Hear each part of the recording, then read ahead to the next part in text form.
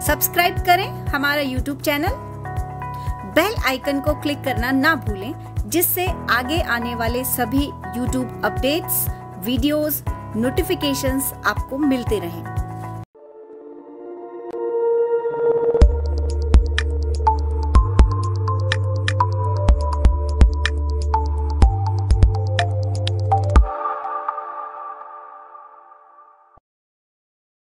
नमस्कार साथियों, परिष्कार वर्ल्ड में आपका स्वागत है। हम लोग रीट लेवल 2 में सामाजिक अध्ययन के मॉडल 2 पेपर लेके जो मैं आपके सामने आई हूँ, आज हम लोग इस पे बात करेंगे। शुरू करेंगे हम लोग। पहला प्रश्न है, कक्ष में विद्यार्थियों के अर्जित ज्ञान की परीक्षा लेने हेतु कौन से प्रश्न पूछे जाते हैं। यानी कि क्लासरूम में पढ़ाते समय विद्यार्थियों ने क्या सीखा, क्या नहीं सीखा, ये जांचने के लिए, यह चेक करने के लिए हम लोग कौन से प्रश्न पूछते हैं, कौन से प्रश्न पूछे जाते हैं। प्रस्तावना प्रश्न, विकासात्मक प्रश्न, बोध प्रश्न या समस्यात्मक प्रश्न। तो दोस्तों, प्रस्तावना प्रश्न तो वह प्रश्न होते हैं जब हम लोग प्रस्तावना करते हैं विद्यार्थियों का पूर्व ज्ञान जांचने के लिए, नए टॉपिक पे पहुंचने के लिए हम लोग जो प्रश्न पूछते हैं वो कहलाते हैं प्रस्तावना प्रश्न। विकासात्मक प्रश्न वह होते हैं कि जब हम अपना शिक्षण बिंदु शुरू करने जा रहे होते हैं, तब हम लोग पाठ के विकास के लिए, अपने पाठ को आगे बढ़ाने के लिए हम लोग जो प्रश्न पूछते हैं वो कहलाते हैं विकासात्मक प्रश्न। समस्यात्मक प्रश्न वह होते हैं, मान लो मैं प्रस्तावना प्रश्न पूछ रही हूँ, प्रस्तावना प्रश्न पूछते हुए अंतिम प्रश्न जहां मैं विद्यार्थी को नए ज्ञान से जोड़ना चाह रही हूँ या जोड़ने जा रही हूँ उद्देश्य कथन करने से पहले, तो जब इस तरह के प्रश्न होते हैं जिनका विद्यार्थी उत्तर दे भी सकता है और नहीं भी दे सकता है, वो कहलाते हैं समस्यात्मक प्रश्न। अब बचे बोध प्रश्न। तो अपने इस प्रश्न का उत्तर क्या होगा? बोध प्रश्न मित्रों वह प्रश्न होते हैं कि जब हम लोगों ने अध्यापक कथन किया, जब टीचर अपनी विषय वस्तु को, अपने शिक्षण बिंदु को समझा चुका होता है, फिर वह यह देखता है कि विद्यार्थी की कितनी समझ में आया, तो यह जांचने के लिए जो कॉम्प्रिहेंसिव क्वेश्चन बनाए जाते हैं उन्हें कहते हैं हम लोग बोध प्रश्न। तो इस प्रश्न का सही उत्तर है सी। हम लोगों ने यहाँ बात की कि कक्ष में विद्यार्थियों के अर्जित ज्ञान की परीक्षा के लिए प्रस्तावना प्रश्न, विकासात्मक प्रश्न, बोध प्रश्न और समस्यात्मक प्रश्न। तो अपना सही उत्तर है बोध प्रश्न। छात्रों को डाकघर की कार्य प्रणाली का व्यवहारिक एवं प्रत्यक्ष ज्ञान देने हेतु, छात्रों को डाकघर की कार्य प्रणाली का व्यवहारिक एवं प्रत्यक्ष ज्ञान देने हेतु आप उन्हें डाकघर में ले जाकर समझाते हैं। शिक्षण की इस क्रिया को क्या कहा जाता है? शिक्षण की इस क्रिया को शैक्षिक भ्रमण कहा जाता है। यहाँ पे हम लोग बात कर रहे हैं कि विद्यार्थियों को डाकघर की कार्य प्रणाली का कैसा अनुभव देना है? व्यवहारिक एवं प्रत्यक्ष ज्ञान देना है। तो हम वहां लेके गए, तो जब हम वहां लेके गए और वहां पे जाकर उनको उस क्रिया से अवगत कराया जा रहा है, तो शिक्षण की इस क्रिया को क्या कहा जाएगा? इस क्रिया को कहा जाएगा शैक्षिक भ्रमण या पर्यटन से संबंधित विधि।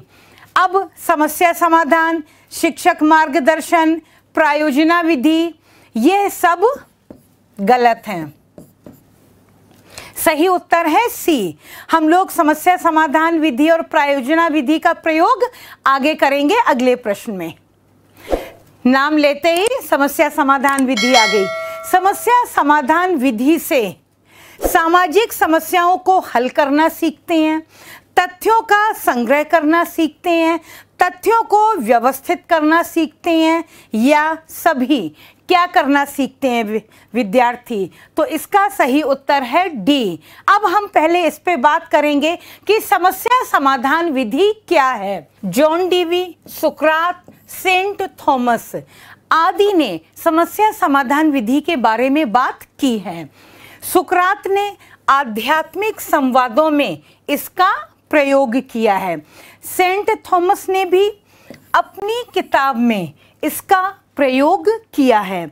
इस विधि में मानसिक क्रियाओं को अधिक महत्व दिया जाता है। जब हम बात कर रहे हैं किसकी? समस्या को सुलझाने की, समस्या समाधान की, तो समस्या समाधान से किसका संबंध है? इन लोगों का संबंध है। सुकरात ने किससे जोड़ा? आध्यात्मिक संवादों से जोड़ा। सेंट थॉमस ने किसमें इनकी बात की या समस्या समाधान का प्रयोग किया? इसमें किया। समस्या समाधान विधि में किसको अधिक महत्व दिया जाता है? इनको अधिक महत्व दिया जाता है। अब हम प्रश्न पे आते हैं अपने कि समस्या समाधान विधि से क्या तात्पर्य है। सामाजिक समस्याओं को हल करना सीखते हैं विद्यार्थी? बिल्कुल सीखते हैं। तथ्यों का संग्रह करना सीखते हैं? बिल्कुल सीखते हैं। तथ्यों को व्यवस्थित करना सीखते हैं? बिल्कुल सीखते हैं। तो हमारा उत्तर है डी कि भाई समस्या समाधान विधि से क्या तात्पर्य है। समस्या समाधान विधि से तात्पर्य है कि विद्यार्थियों के समक्ष कोई समस्या दी गई और उन्होंने खुद जूझकर, खुद करके उस समस्या का समाधान निकाला। तो जब समस्या का समाधान निकाला तो सामाजिक समस्याओं को हल करना विद्यार्थी सीख गया, तथ्यों का संग्रह करना सीख गया, तथ्यों को व्यवस्थित करना सीख गया। टी.एम. रिस्क के अनुसार इन्होंने क्या कहा है कि क्या है समस्या समाधान? इन्होंने कहा कि समस्या समाधान किसी कठिनाई या जटिलता का एक पूर्ण संतोषजनक हल प्राप्त करने के उद्देश्य से किया गया नियोजित कार्य है। क्या है? इन्होंने क्या कहा कि समस्या समाधान क्या है?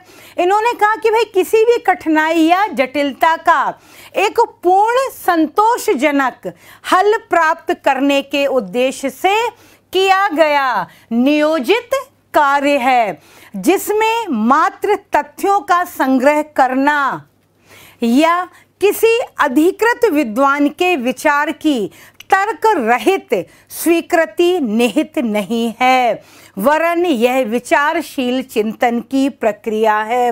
कुल मिलाकर समस्या समाधान क्या है कि यह ऐसा नहीं है कि कोई भी निरर्थक बात हो, कोई भी ऐसा हो हम उसको स्वीकार कर लें। नहीं, कोई तर्क रहित स्वीकृति नहीं है, यहाँ तो तर्क सहित स्वीकृति है। तो यह एक विचारशील चिंतन की प्रक्रिया है। वास्तविक समस्याओं का समाधान स्वाभाविक परिस्थितियों में विद्यार्थियों द्वारा स्वयं अथवा अध्यापक के निर्देशन में खोजना ही समस्या समाधान विधि है।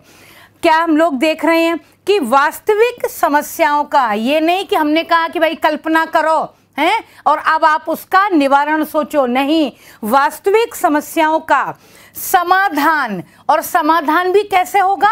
स्वाभाविक परिस्थितियों में, हमारी जो रोजमर्रा का जो हमारा रूटीन है, उन स्वाभाविक परिस्थितियों में विद्यार्थी द्वारा स्वयं या अध्यापक के निर्देशन में विद्यार्थी करेगा। तो स्वयं अथवा शिक्षक के निर्देशन में खोजना ही समस्या समाधान विधि है। पर्यवेक्षित अध्ययन विधि को अन्य किन नामों से पुकारा जाता है? पर्यवेक्षित अध्ययन विधि को अन्य किन नामों से पुकारा जाता है? पर्यवेक्षित अध्ययन विधि, जिसे हम लोग अंग्रेजी में कहते हैं सुपरवाइज्ड स्टडी, इसे निर्देशित अध्ययन विधि भी कहा जाता है, इसे निरीक्षित अध्ययन विधि भी कहा जाता है। तो अपना सही उत्तर है दोनों। पर्यवेक्षित अध्ययन विधि को निर्देशित अध्ययन विधि या निरीक्षित अध्ययन विधि भी कहा जाता है। इस विधि में अध्यापक विषय वस्तु की सूक्ष्म विवेचना करता है तत्पश्चात छात्रों को निर्धारित कार्य का संकेत देकर उन्हें कार्य में संलग्न करता है। निर्देशित अध्ययन विधि या पर्यवेक्षित अध्ययन विधि क्या है? यह विधि ऐसी है जहां विद्यार्थियों को अध्यापक निर्देश दे देगा, काम करने का तरीका बता देगा और उसके बाद वह समय समय पे उसका पर्यवेक्षण करता रहेगा, ऑब्जर्वेशन करता रहेगा, लेकिन काम खुद विद्यार्थी करेगा और उसे पूरी स्वतंत्रता प्रदान की जाएगी। तो पर्यवेक्षित अध्ययन विधि को निर्देशित अध्ययन विधि और निरीक्षित अध्ययन विधि भी कहा जाता है। इस विधि में अध्यापक विषय वस्तु की सूक्ष्म विवेचना करता है। सबसे पहले तो वो बताता है, उसके बाद विद्यार्थियों को निर्धारित कार्य का संकेत देकर उन्हें कार्य में संलग्न करता है। अध्यापक विद्यार्थियों के कार्य का पर्यवेक्षण करता है, यानी ऑब्जर्वेशन करता रहता है, तथा बीच बीच में उन्हें गाइड भी करता रहता है, यानी बीच बीच में उन्हें निर्देश भी देता रहता है। यानी कि अध्यापक के ऑब्जर्वेशन में, अध्यापक के निर्देशन में विद्यार्थी स्वयं कार्य को करता है। बाइनिंग एवं बाइनिंग ने कहा कि पर्यवेक्षित अध्ययन से हमारा आशय अध्यापक द्वारा कक्षा अथवा विद्यार्थियों के समूह का उस समय निरीक्षण करने से है जबकि वे अपनी डेस्कों अथवा मेजों पर कार्य करने में संलग्न रहते हैं। यानी कि कार्य कौन करता है? कार्य तो विद्यार्थी ही करता है? और अध्यापक उनका उस समय ऑब्जर्वेशन कर रहा होता है जिस समय वो अपनी टेबल पे, अपनी डेस्क पे बैठ के कार्य करने में संलग्न होते हैं, कार्य करने में लगे हुए हैं। दृश्य श्रव्य उपकरणों की आवश्यकता, हम लोग इसको सही कर लेंगे, क्यों है? यानी दृश्य श्रव्य उपकरणों की आवश्यकता क्यों है? क्या जरूरत है इनकी? जब हम किसी टॉपिक को पढ़ा रहे होते हैं, हम कुछ समझा रहे होते हैं, तो बोली हुई बात उतना असर नहीं करती है जितना कि देखी हुई। कितनी बार ऐसा होता है कि कोई विषय वस्तु बहुत कठिन होती है, तो उसकी सहायता के लिए हम लोग जिस सामग्री को काम में लेते हैं वह श्रव्य और दृश्य या श्रव्य दृश्य सामग्री कहलाती है। तो अब हम यहाँ बात कर रहे हैं कि दृश्य श्रव्य उपकरणों की क्या आवश्यकता है। निष्क्रिय ज्ञान से बचने के लिए एक तो मौखिक ही बोलते जाएं, और दूसरा हम लोग उसको चित्र के माध्यम से, प्रत्यक्ष वस्तु के माध्यम से हम लोग उनको बताएं। तो निष्क्रिय ज्ञान से बचने के लिए इसकी आवश्यकता है। मानसिक शक्तियों के विकास के लिए, अब मानसिक शक्तियों का विकास कैसे होगा कि अगर आप बच्चे को कोई चित्र दिखाते हो, मान लो आप बोल कर बता रहे हो, तो जब आप बोल के बता रहे हो तब तो उसकी सिर्फ एक सुनने वाली इंद्रिय सक्रिय है। मान लो उसने कान लगा के आपकी बात सुनी, लेकिन जब आप कोई चीज दिखा भी रहे हो और समझा भी रहे हो तो उसकी दो इंद्रियां सक्रिय हुई ना, आंख और कान दोनों। तो मानसिक शक्तियों के विकास के लिए जरूरी है। जिज्ञासा बढ़ाने के लिए, यानी विद्यार्थियों की जिज्ञासा बढ़ाने के लिए, मान लो अभी मैं मतदान प्रक्रिया पढ़ा रही हूं और मैंने एक पूरा सिस्टम बना लिया मॉडल के रूप में कि कैसे भाई वोट डालेंगे, कैसे पीठासीन अधिकारी बैठा हुआ है, कैसे काउंटिंग होगी, तो बच्चे के मन में एक जिज्ञासा आएगी। तो जिज्ञासा बढ़ाने के लिए तो अपना सही उत्तर है डी। अगला प्रश्न करते हैं हम लोग। सामाजिक अध्ययन की शिक्षण पद्धति से अभिप्राय है। सामाजिक अध्ययन की शिक्षण पद्धति यानी पढ़ाने की पद्धति, विधि से अभिप्राय है अध्यापक द्वारा दिया भाषण, अध्यापक द्वारा पाठ्य पुस्तक का प्रयोग, अध्यापक का व्यक्तिगत तरीका, शिक्षण मार्गदर्शन। सबसे पहले हम लोग ये समझें कि ये पद्धति क्या है, यह विधि क्या है। अध्यापक अपनी विषय वस्तु को जो विद्यार्थियों को पढ़ाने जा रहा है किस तरीके से, किस माध्यम से, किस वे के द्वारा वह पहुंचा रहा है, वह विधि कहलाती है। विधि जिसे अंग्रेजी में कहते हैं मेथड। मेथड शब्द लैटिन भाषा से लिया गया है जिसका अर्थ है मोड या वे, यानी कि माध्यम या कोई तरीका काम करने का। तो सामाजिक अध्ययन की शिक्षण पद्धति से अभिप्राय है, क्या अभिप्राय है? अध्यापक का व्यक्तिगत तरीका, यानी कि अध्यापक का पढ़ाने का वह तरीका, वह माध्यम, वह वे जो अपनी बात को विद्यार्थी तक बेहतर ढंग से पहुंचा सके, वह कहलाती है पद्धति, वह कहलाती है विधि। तो सामाजिक अध्ययन की शिक्षण पद्धति से अभिप्राय है अध्यापक का व्यक्तिगत तरीका। इस प्रश्न का सही उत्तर है सी। पुनर्बलन पर आधारित शिक्षण विधि है, यानी कि पुनर्बलन क्या है? पुनर्बलन है रीइंफोर्समेंट, यानी कि आप में बल है लेकिन आपको और अधिक बल की आवश्यकता है, आपको दोबारा हम लोग बल प्रदान कर रहे हैं, पुनर्बलन। तो पुनर्बलन पर आधारित शिक्षण विधि कौन सी है? समस्या समाधान विधि ये नहीं है, हम लोग इस पे पहले चर्चा कर चुके हैं कि समस्या समाधान विधि क्या है। यह तो एक तरह की है कि भाई विद्यार्थियों को कोई समस्या दे दी जाती है और विद्यार्थी उस पे काम करते हैं, समाधान ढूंढते हैं, जिससे विद्यार्थियों में मानसिक शक्तियों का विकास होता है। दूसरा हुई हर्बर्टी विधि। हम लोग अपने पहले मॉडल में हर्बर्टी विधि पे भी बात कर चुके हैं कि किस तरह से हर्बर्ट ने एक विधि दी जिसे हर्बर्ट की पंचपदी कहा जाता है। शुरू में हर्बर्ट ने उसमें 4 पद दिए और बाद में उनका जो पहला पद था स्पष्टता, उसको उनके विद्यार्थी जिलर एवं रियान ने 2 भागों में बांट दिया, प्रस्तावना और प्रस्तुतिकरण। तो 4 से वो हो गए 5, इसलिए इस विधि को हर्बर्ट की पंचपदी विधि कहा जाता है। व्याख्यान विधि। व्याख्यान विधि एक अध्यापक केंद्रित परंपरागत विधि है कि भाई टीचर पढ़ा रहा है और विद्यार्थी सुन रहा है। वर्तमान समय में यह एक अमनोवैज्ञानिक विधि मानी जाती है। अभिक्रमित अनुदेशन। इस प्रश्न का सही उत्तर है सी कि अभिक्रमित अनुदेशन विधि पुनर्बलन पर आधारित शिक्षण विधि है। अभिक्रमित अनुदेशन विधि क्या है? अभिक्रमित अनुदेशन विधि को बीएफ स्किनर ने दिया। इन्होंने एक नियोजित विषय वस्तु, मान लीजिए ये कोई विषय वस्तु है, इस विषय वस्तु में इन्होंने कंटेंट दिया और इसी से संबंधित इन्होंने प्रश्न दिए। इस विषय वस्तु को पढ़कर विद्यार्थी प्रश्नों के उत्तर देगा। उसके बाद जो उत्तर हैं इनके, चाहे वो आपके आबा सादा वाले हों, उन सबके उत्तर लिखे हुए प्रश्नों के, उनमें फ्लैप लगा हुआ है। बच्चा अपना प्रश्न का उत्तर लिखेगा और फिर उस फ्लैप को हटा के सही उत्तर है या नहीं चेक कर लेगा। तो जब इस विषय वस्तु को पढ़कर विद्यार्थी ने प्रश्न का उत्तर दिया और खुद ने उसने चेक कर लिया तो उसको तुरंत फीडबैक मिला, उसे तुरंत पुनर्बलन मिला।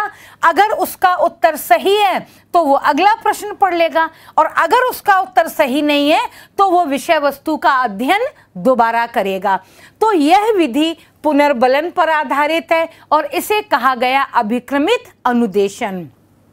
आगे चल के कालांतर में अभिक्रमित अनुदेशन को 2 भागों में बांटा गया, रेखीय और शाखीय। रेखीय के प्रतिपादक तो बीएफ स्किनर माने गए और शाखीय के प्रतिपादक माने गए नॉर्मन ए क्राउडर। तो इस प्रश्न का सही उत्तर है सी।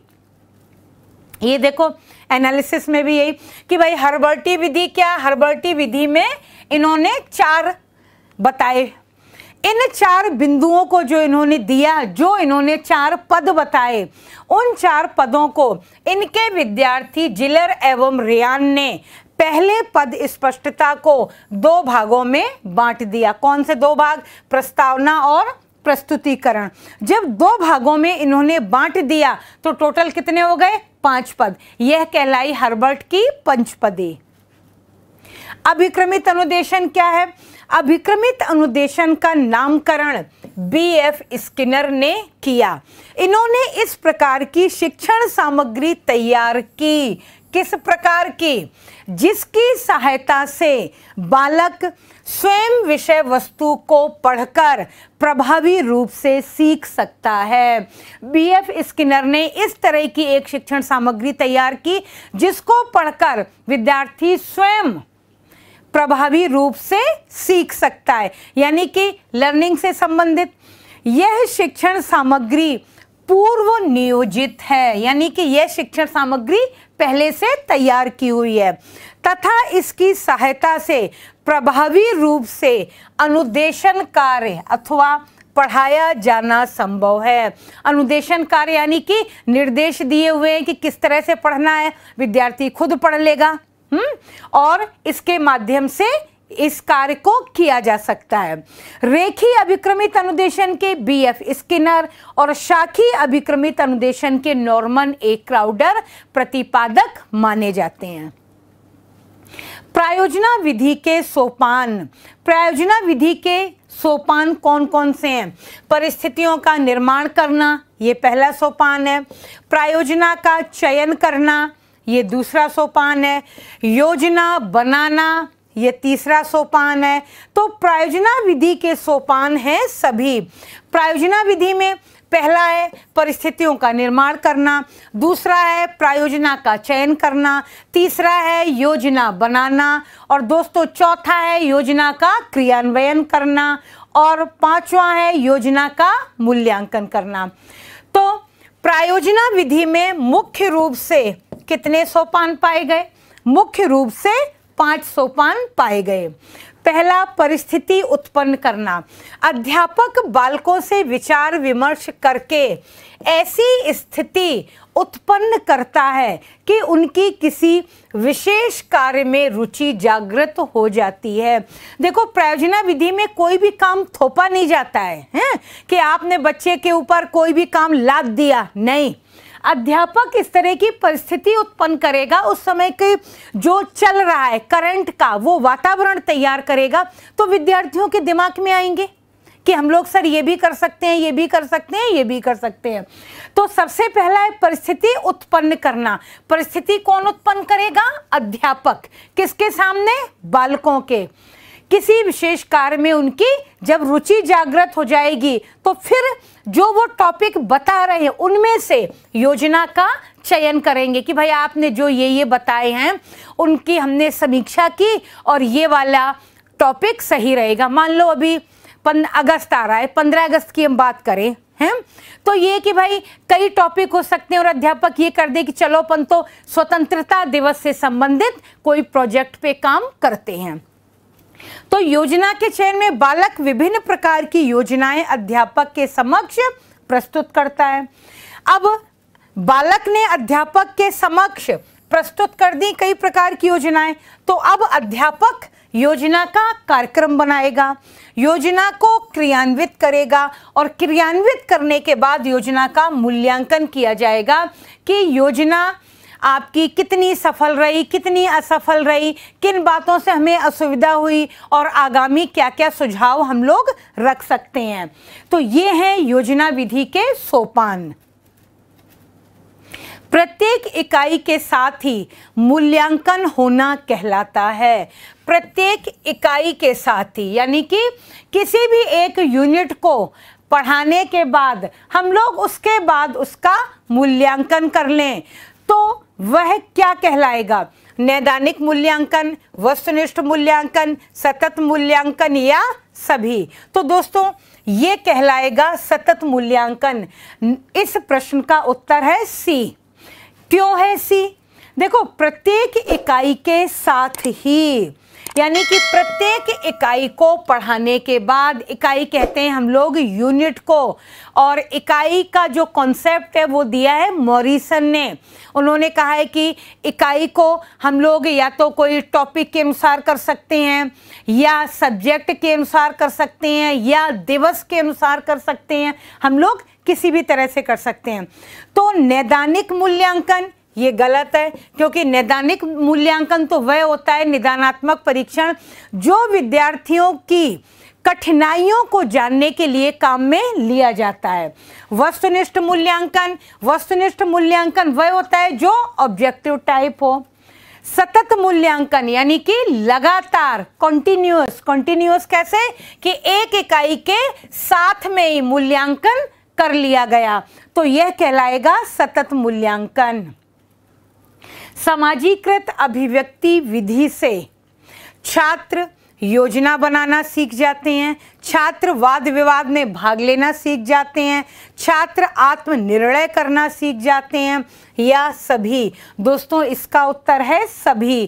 कि समाजीकृत अभिव्यक्ति विधि से, जब हम समाजीकृत की बात कर रहे हैं तो एक साथ सभी बच्चे सामूहिक रूप से किसी भी कार्य को करेंगे। तो समाजीकृत अभिव्यक्ति विधि से छात्र योजना बनाना सीख जाते हैं, क्योंकि सभी लोग अपनी अपनी राय देते हैं, सभी विद्यार्थी अपनी अपनी क्या कहना चाहिए एडवाइस देते हैं, तो योजना बनाना सीख जाते हैं।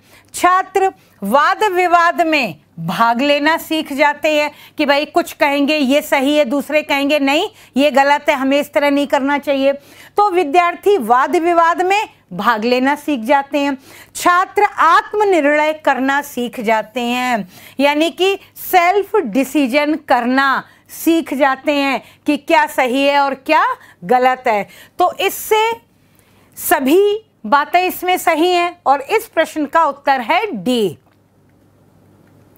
आधुनिक युग में उसी का एनालिसिस देखते हैं।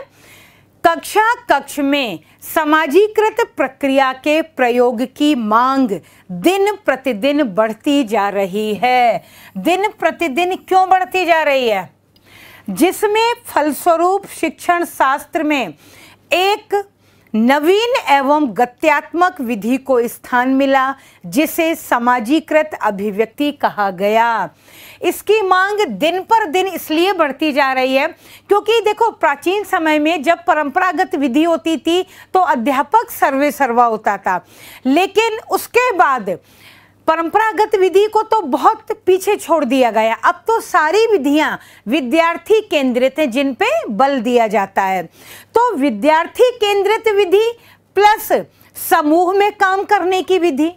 तो यहाँ कह रहे हैं कि आधुनिक युग में कक्ष में समाजीकृत प्रक्रिया के प्रयोग की मांग दिन प्रतिदिन बढ़ती जा रही है, जिसके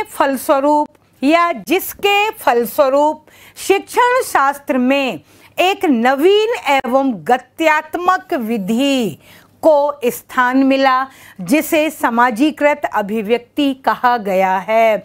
यानी कि गत्यात्मक विधि एक नवीन विधि और यह एक बाल केंद्रित विद्यार्थी केंद्रित विधि है। जब हम करके सीखने की बात करते हैं, जब हम प्रोजेक्ट की बात करते हैं, तो यहाँ स्वयं विद्यार्थी कर रहा है तो करके सीखने की बात है, तो जिसे समाजीकृत अभिव्यक्ति कहा गया।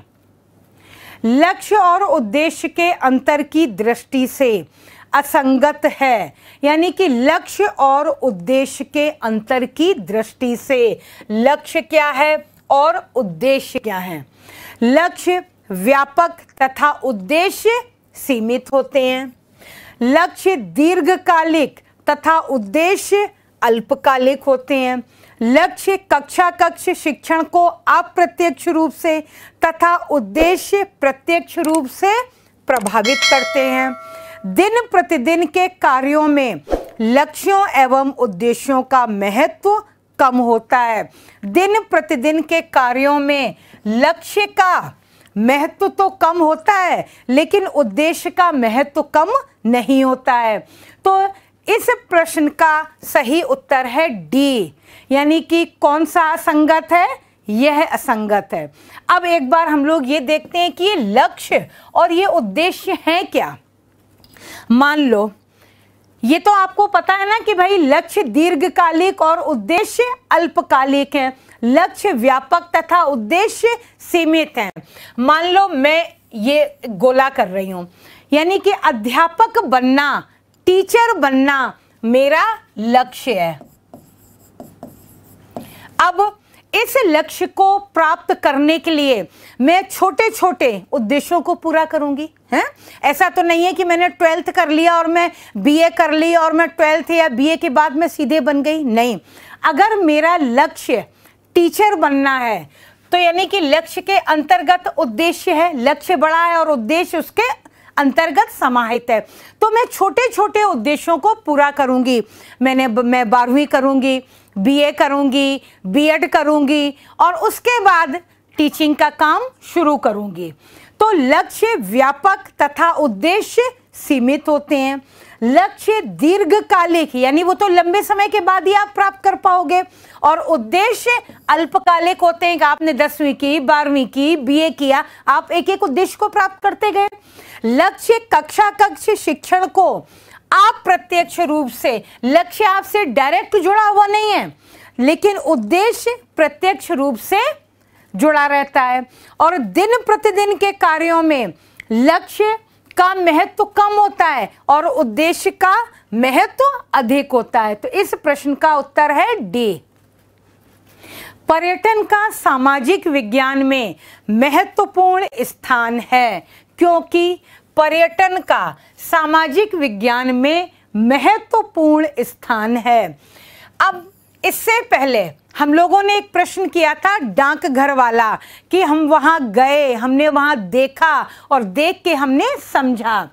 पर्यटन का सामाजिक विज्ञान में महत्वपूर्ण स्थान है। क्यों? क्योंकि प्रत्यक्ष अनुभव स्थायी होता है, पर्यटन मनोरंजक होता है, छात्रों में सामाजिकता का विकास होता है, यानी कि सभी। इस प्रश्न का सही उत्तर है डी, कि अगर हम पर्यटन के माध्यम से सामाजिक विज्ञान के टॉपिक को पढ़ा रहे हैं, चाहे हम डाकघर दिखाने ले गए, विजिट कराने, या हम लोकतंत्र प्रजातंत्र बता रहे हैं, या हम चुनाव की प्रक्रिया बता रहे हैं, या हम एकल संक्रमणी मत पद्धति बता रहे हैं, हम कुछ भी बता रहे हैं, तो प्रत्यक्ष अनुभव स्थायी होता है, इसलिए पर्यटन मनोरंजक होता है, यहाँ बोरियत का कोई काम ही नहीं है। छात्रों में सामाजिकता का विकास होता है, क्योंकि सभी विद्यार्थी एक साथ जाएंगे, इसलिए इस प्रश्न का उत्तर है डी। ये थे दोस्तों अपने आज के प्रश्न। मॉडल पेपर 2 लेकर मैं आपके सामने आई थी। उम्मीद करती हूँ कि आपको लाभ मिलेगा इन सब से। धन्यवाद।